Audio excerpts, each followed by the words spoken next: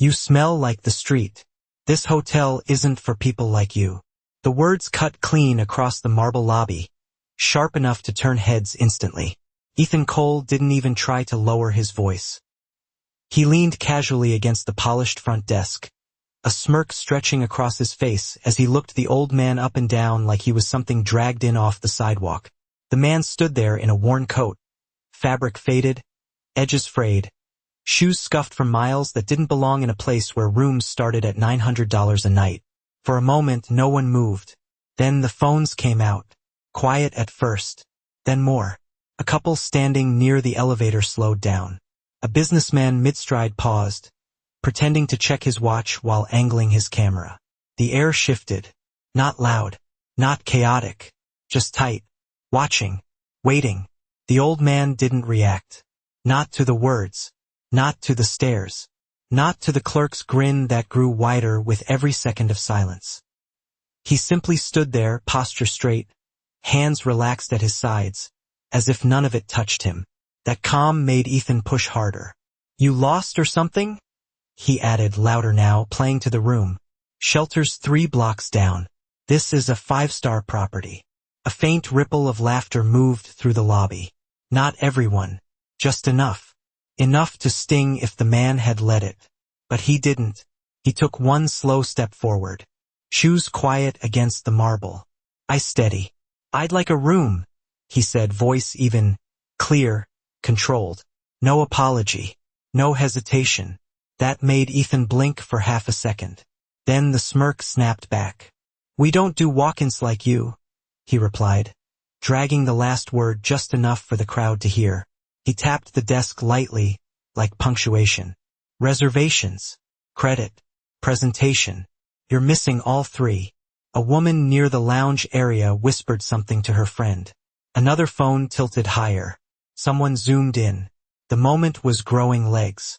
The old man didn't argue, didn't defend himself, didn't amusement. Trust me. He leaned in slightly, lowering his tone just enough to feel personal, but still loud enough to carry. You couldn't afford one night, let alone anything above the lobby. Another pause, longer this time, the kind that pulls attention tighter instead of releasing it. The old man reached into his coat. Slow, deliberate, no rush. The motion alone made a few people lean forward. Phones steadied, breath held without anyone noticing. He pulled out a card. Black, matte, clean. He held it between 2 fingers, not presenting it yet, just letting it exist in the space between them. Ethan's smile flickered, just for a fraction of a second. Then he scoffed, louder than before, trying to recover control. You think that changes anything? He said. But the room had already shifted. Subtle, irreversible, because the man still hadn't raised his voice, still hadn't reacted. And somehow that silence was starting to feel heavier than everything Ethan had said combined. The black card did not move, but the room did. Subtle shifts. A man near the bar straightened. A woman lowered her voice mid-sentence. Even the soft music in the background seemed quieter, like the space itself was listening. Ethan felt it before he understood it. That slight drop in control. That invisible tilt. He pushed forward anyway, doubling down. You are holding up the line, he said, sharper now, tapping the desk again, faster this time. If you are not booking a room, you need to step aside. No one stepped forward behind the old man. No one rushed him. The line held back, stretched, watching. The old man finally placed the card on the counter. Not tossed, not slid. Set down, centered, clean. What is the rate for your top floor? He asked again, same calm tone. Like the first question had not been ignored. Ethan did not pick up the card right away. He glanced at it, then at the man, then back at the small crowd forming in the reflection of the polished marble behind him. Phones were steady now, focused, recording everything. He forced a laugh, but it came out thinner. Our penthouse level starts at $12,000 a night, he said, drawing out each word. That is before services, before taxes, before anything you cannot even pronounce. A couple of people let out quiet reactions. Not laughter this time. Something else. Curiosity. The old man nodded once, like he had expected the number. "And the full floor?" he asked. Ethan exhaled through his nose, impatience rising. "We do not rent entire floors like that without prior arrangements. Contracts, corporate approvals," he said, voice tightening. "That is not something you can just walk in and ask for." The old man did not move. "What would it cost?" he repeated, steady, exact. Ethan finally picked up the card. Just to end it. Just to prove a point. He flipped it once between his fingers, expecting something cheap, something obvious. But the weight was wrong. Solid. Real. No visible numbers. No branding that needed to impress. His thumb hesitated for half a second longer than it should have. Then he turned to the terminal. "You are going to decline in about 2 seconds, he muttered. Low enough to sound like a prediction, loud enough for the nearest phones to catch. The lobby leaned in without moving.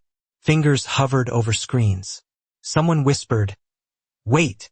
The card touched the reader. A soft beep, then nothing. 1 second. 2. 3. The system did not reject. Processed. Ethan's eyes flicked to the monitor. The color drained, not fast, but noticeable. His posture shifted. Just slightly. Shoulders less relaxed. Jaw tighter. He tapped the screen again, as if that would change what it showed. "Is there a problem?" the old man asked, still calm, still centered, not looking at the screen, only at Ethan. That made it worse, because now Ethan had to answer without control of the outcome. He swallowed, quick, subtle, but visible to anyone watching closely. "Just a moment," he said, voice no longer carrying the same confidence. Behind him, a second employee leaned closer, eyes narrowing at the display. The quiet spread further, swallowing the room in layers. No one laughed now. No one moved. Because whatever was happening at that desk, it was no longer a joke. And Ethan knew it before anyone else. He just did not know how bad it was about to get. The screen did not blink. It updated. Clean, immediate, undeniable. Authorization approved. Not pending. Not partial. Approved. The number that followed was not something Ethan could process in one glance. Too many digits. Too many zeros. His fingers hovered above the keyboard, suddenly unsure where to go next. The second employee behind him leaned in closer, breath, catching just enough to be heard in the silence. That is not a standard card," she whispered, but the whisper carried. Everything carried now. The old man remained exactly where he was, hands resting lightly on the counter, posture unchanged, as if this outcome had been expected from the start. "You asked about availability," he said, voice calm, cutting through the tension without raising volume. "I am asking about the full floor." Ethan's throat tightened. He glanced at the system again, searching for something, anything that would give him back control. A flag, a restriction, a reason to deny. There was none. The account behind that card did not just cover the cost. It erased the question of cost entirely. His earlier confidence had nowhere to stand now. It slipped, piece by piece, right in front of the same audience he had been performing for minutes ago. Someone near the elevators murmured, "Is that real?" Another voice answered, quieter, "It is." Phones adjusted, zooming in tighter on Ethan's face now instead of the man he had mocked. The shift was complete. Ethan straightened his tie without realizing he was doing it. A reflex, an attempt to restore something that had already broken. "Sir," he began, the word unfamiliar in his mouth now. "We would need managerial approval for a booking of that scale." His tone had changed. Softer, careful. The old man gave a small nod. "Then call them," he said. "No rush, no pressure, just certainty." Ethan reached for the internal line, fingers not as steady as before. He dialed, eyes flicking up once to meet the old man's gaze, then quickly away. "Front desk," he said into the phone, voice controlled but tight. "I need a manager at the lobby. Immediately." He paused, listening, then added, "It is about a full floor acquisition." The word acquisition slipped out before he could stop it. It landed heavy. Not a reservation. Not a stay. Something bigger. The line clicked. He lowered the phone slowly. Around him, the lobby held its breath. No laughter now. No dismissive glances. Only attention. Focused, sharp, waiting. The old man looked around once, not at the people but at the space itself. The lighting, the layout, the staff. Observing, measuring. Like none of this was new to him, only being confirmed. "You mentioned standards earlier," he said quietly, eyes returning to Ethan. "I am curious to see how they hold." Ethan did not answer. He could not, because for the first time since this started, he was not the one controlling the room. And he knew, as the sound of approaching footsteps echoed from the back office, that whatever walked out next was not coming to support him. It was coming to verify everything he had just mishandled. The footsteps did not rush. They were controlled, measured, deliberate. A man in a dark tailored suit stepped out from the back office, posture straight, expression already shifting as he took in the scene. His eyes moved quickly. The crowd, the phones, the front desk. Then they landed on the card reader display. He stopped mid-step. Not dramatic, just enough.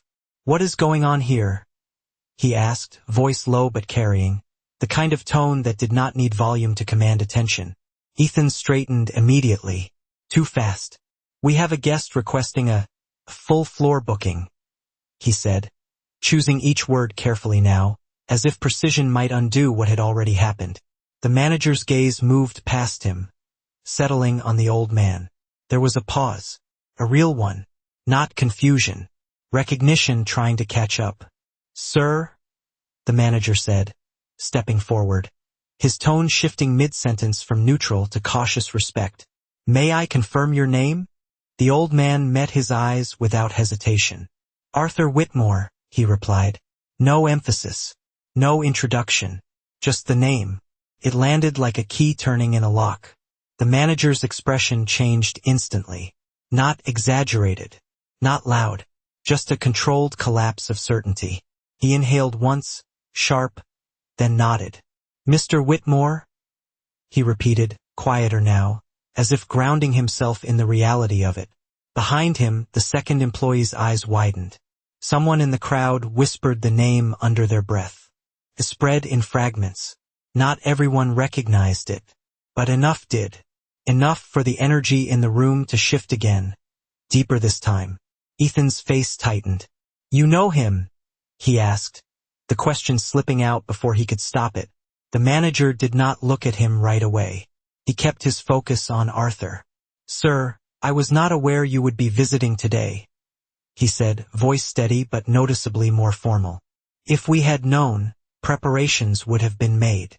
Arthur gave a small glance around the lobby. Not impressed, not disappointed, just noting. "That is precisely why I did not announce it," he said. The words were simple. The meaning was not. The manager nodded again, slower this time. Understanding settling in. Not just who Arthur was, but what this moment represented. A test. A live one. And everyone had already participated. "I see," the manager said quietly. He turned then, finally, toward Ethan. The look was not loud. It did not need to be. It was controlled, sharp, and immediate. "Step aside," he said. No raised voice. No added explanation. Ethan hesitated for half a second, then moved. One step, then another. The distance between him and the desk felt larger than it was. The manager stepped into his place, hands resting lightly on the counter, mirroring Arthur's posture without realizing it. "Mr. Whitmore," he continued, "your request for the entire top floor will be accommodated immediately. Full privacy, full service, and any additional arrangements you require will be handled without delay. No hesitation, no conditions." The authority had shifted completely. Arthur nodded once. "Good," he said. Then, after a brief pause, his eyes moved back to Ethan. Not with anger, not with satisfaction, but with clarity. "Now we can discuss whether this building is worth owning." The words did not echo. They settled. Heavy. Final. And for the first time since the interaction began, Ethan understood that this was never about a room. No one spoke. Not because they were told to be quiet, but because the room no longer belonged to them. The energy had shifted again, deeper this time, heavier, final. The manager remained composed, but there was a precision in his movements now, a carefulness that had not been there before. He turned slightly, signaling to the staff behind him with a small gesture that carried immediate weight. "Prepare the 18th floor," he said, voice controlled, efficient. "Full service activation, private access elevators. Notify concierge and security." The instructions moved fast. Phones came down from ears. Staff straightened. Someone hurried toward the back without a word. The system had realigned itself in seconds. Arthur watched it all without reacting, eyes moving from one detail to another, measuring response time, coordination, awareness. Not impressed. Not disappointed. Just recording. Ethan stood a step back from the desk, hands at his sides, unsure where to place them, where to look. The confidence he had worn so easily minutes ago had nowhere to return. It had been replaced by something quieter, sharper. Awareness. The kind that arrives too late. A guest near the lounge leaned toward another, whispering. He said own. The word traveled. Not loud, not fast, but it reached enough ears to change how people stood, how they watched, how they understood what they were witnessing. This was no longer a transaction. It was evaluation. Arthur reached forward and took his card back, slipping it into his coat with the same calm motion as before. "Timing matters," he said, not to anyone in particular, but the manager answered anyway. "Yes, sir," he replied immediately. Arthur's gaze moved briefly toward Ethan, then away again, as if the assessment had already been completed. That brief glance carried more weight than anything said earlier. The manager followed it, then stepped slightly to the side, placing himself fully between Arthur and the desk, as if to correct the positioning of the moment itself. "Mr. Whitmore," he said, tone steady but respectful. "Your suite and the entire floor will be ready within 5 minutes. We will ensure complete discretion." Arthur gave a small nod, then looked past him toward the elevators. The doors reflected the lobby like a mirror, capturing everything that had just happened from a distance. Phones still up, faces still fixed, silence still holding. "Discretion is not the issue," Arthur said quietly. "Consistency is." The manager did not respond immediately. He understood. This was not about what happened next. It was about what had already happened.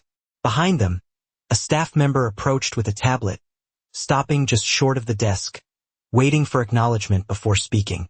"Everything is being prepared," she said, voice low, controlled. The manager nodded once without breaking his posture.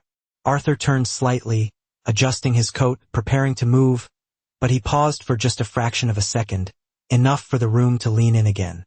"First impressions are rarely about luxury," he said, voice even, carrying without effort. "They are about judgment." No one interrupted. No one moved, because everyone understood, at least in part, that the moment had already defined more than a single interaction. It had exposed something structural, something deeper than service.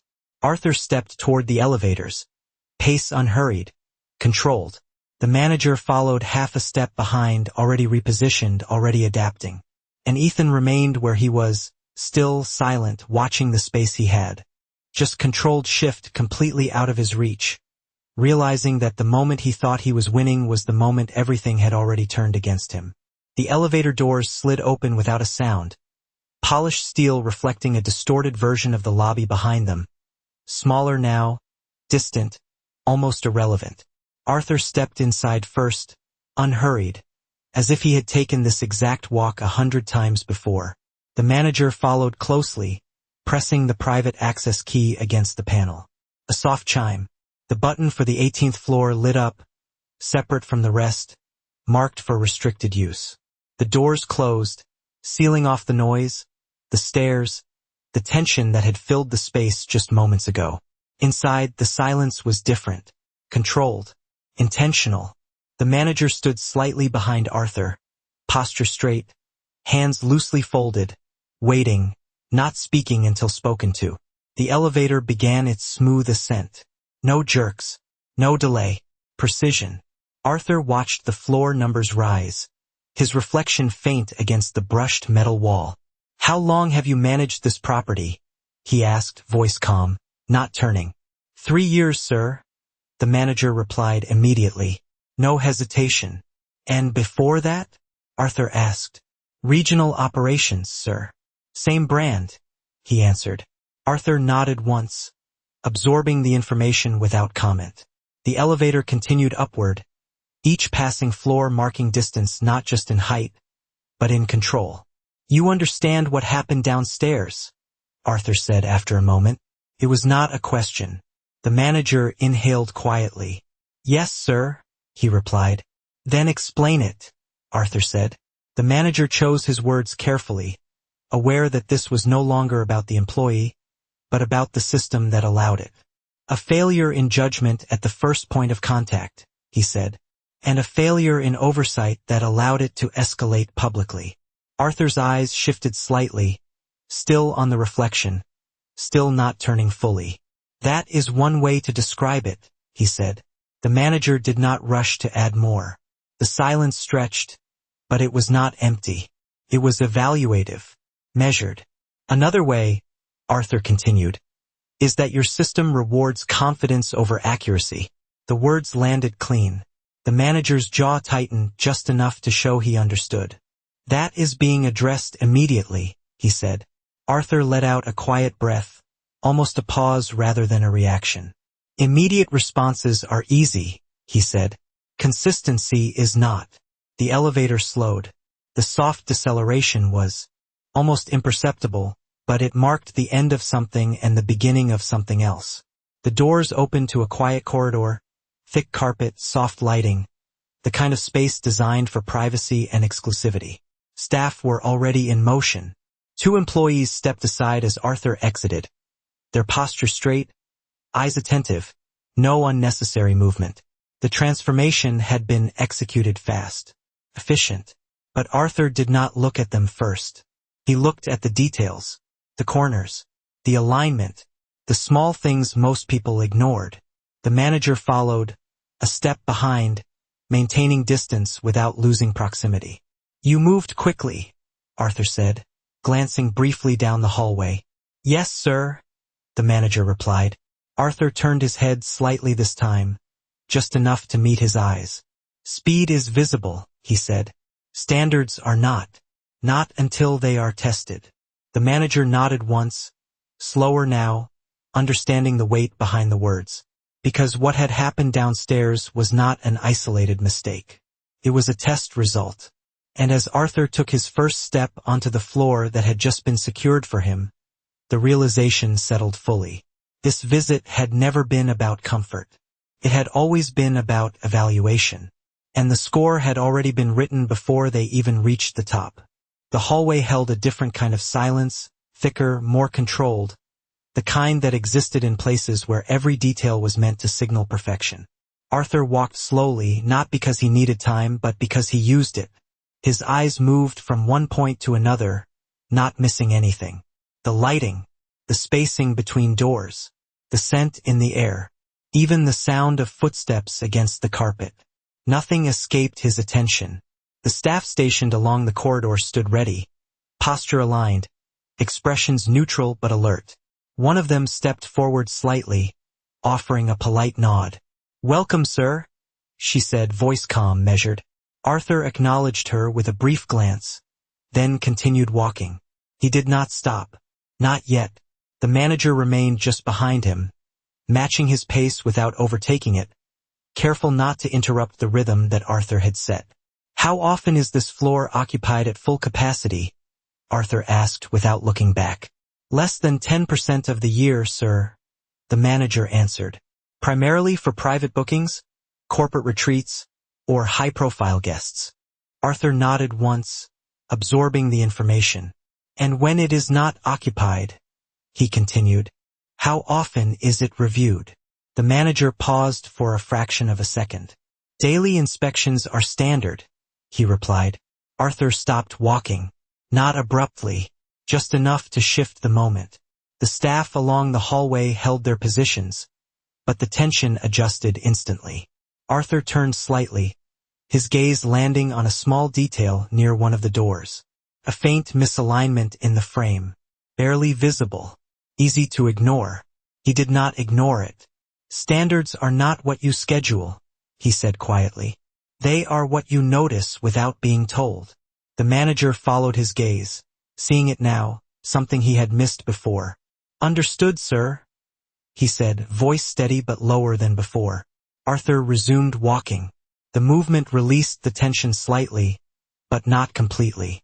The test had not ended. It had only moved to a different level. At the end of the corridor, double doors opened into a large suite. Floor-to-ceiling windows revealed the city stretching out below, sunlight reflecting off glass towers, traffic moving in distant lines. The space was immaculate, clean, structured, designed to impress. Arthur stepped inside without reacting. He walked to the center of the room, then turned slowly, taking in the layout, the furniture placement, the symmetry, the balance between luxury and function. The manager waited near the entrance, not speaking, allowing the silence to do its work. "Impressive," Arthur said after a moment. The word sounded neutral, not approval, not dismissal, just observation. The manager nodded slightly. "We pride ourselves on." Arthur raised a hand just enough to stop the sentence before it finished. "Not rude, just precise. Pride is internal," he said. "Performance is external." The room went still again. The staff near the doorway lowered their gaze slightly, not out of fear, but out of recognition that this was no longer a presentation. It was a review. Arthur walked toward the window, hands loosely at his sides. The city below moved without awareness of what was happening above it. "Everything looks correct," he said, looking out, voice calm. Then he turned slightly, just enough for his reflection to catch in the glass. "That is what makes it dangerous." The manager did not respond immediately, because he understood. A place that looked perfect could still fail at the one moment that mattered most. And downstairs, that moment had already happened. The silence inside the suite did not break. It deepened. Not uncomfortable, not uncertain, but deliberate, like everything Arthur allowed to exist around him. He stood by the window a moment longer, watching the city without really looking at it, then turned back into the room. The shift was subtle but immediate. The evaluation was moving forward. "Bring him up," Arthur said. The manager did not ask who. He already knew. "Yes, sir," he replied, reaching for his phone without hesitation. His voice dropped low as he gave the instruction, precise, controlled, leaving no room for delay. Outside the suite, movement accelerated. Staff repositioned. A quiet urgency replaced the earlier tension. Inside, Arthur walked slowly across the room, running his fingers lightly along the back of a chair, not to feel the material, but to confirm the attention behind it. "You corrected quickly," he said, not looking at the manager. "That is expected." The manager stood straighter. "We aim to respond at the highest standard," he answered. Arthur stopped, just for a second, then continued walking. "Response is not the problem," he said. "Selection is." The words hung in the air, clear, focused. The manager understood immediately where this was going. Downstairs had not been an accident. It had been a filter, and the wrong person had passed through it. A soft knock came at the door. Not rushed, not hesitant, timed. The manager turned, opened it slightly, and stepped aside. Ethan stood there. His posture was different now. No lean, no smirk, just stillness, controlled but not confident. He stepped inside when motioned, stopping a few feet from Arthur, unsure whether to speak first or wait. Arthur did not look at him immediately. He let the silence stretch, not to intimidate, but to observe. How Ethan held himself, where his eyes moved, whether he understood the weight of the moment or was still trying to recover from it. Finally, Arthur turned. Their eyes met. "Do you know why you are here?" Arthur asked. The question was calm, but it left no space to hide. Ethan swallowed once. "Yes, sir," he said. The word came out cleaner this time. Not forced. Not performed. Then explain it, Arthur said. Ethan hesitated. Not long. Just enough to show he was choosing his words instead of reacting. I misjudged a guest, he said. Arthur's expression did not change. That is obvious, he replied. What else? The room held still again. The manager did not move. The staff at the door remained silent. Everything focused on the answer. Ethan exhaled slowly. I prioritized appearance over verification, he said. And I assumed authority without confirming facts. Arthur watched him for a second longer, then nodded once. Better, he said. He took a step closer. Not aggressive. Just enough to shift the distance between them. You did not fail because you were wrong, Arthur continued. You failed because you were certain before you had the right to be. The words landed without force, but they carried weight. Ethan did not respond. He could not, because there was nothing to argue. Arthur stepped back slightly, restoring the space. This building is not judged by its design, he said, voice steady. It is judged by its first interaction. He let that sit for a moment, then added, and today, that interaction told me everything. The manager's posture tightened. The meaning was clear now. The decision was not pending. It had already been made. Arthur turned away, walking back toward the window, leaving Ethan standing in the center of a room that no longer felt like a workplace, but like a result. And the realization settled in fully. This was not about a mistake. It was about what that mistake revealed. Arthur stood by the window, the city still moving far below, unaware that a decision about this building had already been made several floors above it. The room remained silent behind him, but it was no longer the tense silence from before. It was settled, final. He turned slowly, facing the manager first, not Ethan. That alone said enough. You have a strong structure, Arthur said, voice calm, measured. Your response time is efficient. Your staff adapts quickly under pressure. The manager nodded slightly, but did not speak. He knew better than to interrupt what came next. But none of that matters, Arthur continued. The words landed clean, without force, but they carried weight that filled the entire suite. Because your system failed at the only point that cannot fail. The manager's jaw tightened slightly. He understood exactly what that meant. The first interaction. The moment that defined everything. Arthur took a step forward, moving away from the window, his presence shifting back into the center of the room. Luxury is not marble floors, he said. It is judgment. It is knowing who stands in front of you, before you decide how to treat them. His eyes moved briefly to Ethan. Not harsh, not emotional, just precise. And that is not something you can fix with speed. Ethan lowered his gaze, not out of instruction, but out of understanding. There was nothing left to defend. Nothing left to explain. Arthur turned back to the manager. I do not invest in buildings that perform well under observation, he said. I invest in systems that perform correctly when no one is watching. The manager exhaled slowly, almost imperceptibly, absorbing the final direction of the conversation. Understood, sir, he said quietly. Arthur nodded once. Then, without raising his voice, without adding anything unnecessary, he delivered the conclusion. I will not be proceeding with the acquisition. The words did not echo. They settled. Heavy. Absolute. The room did not react immediately. No one moved. No one spoke. Because everyone understood that this was not a negotiation. It was the result of a test that had already been completed long before this moment. Arthur walked past them, toward the door, his pace steady, unhurried. The manager stepped aside immediately, opening the path without being told. Ethan remained still, standing in the same place where he had been called to account, watching the consequence of a single moment unfold into something far larger than he had imagined. At the doorway, Arthur paused for just a fraction of a second, enough to leave one final line behind him without turning back. You did not lose a deal today, he said. You revealed why you were never ready for one. Then he stepped out into the hallway, the door closing softly behind him, leaving the room exactly as it was, unchanged in appearance, but permanently altered in meaning.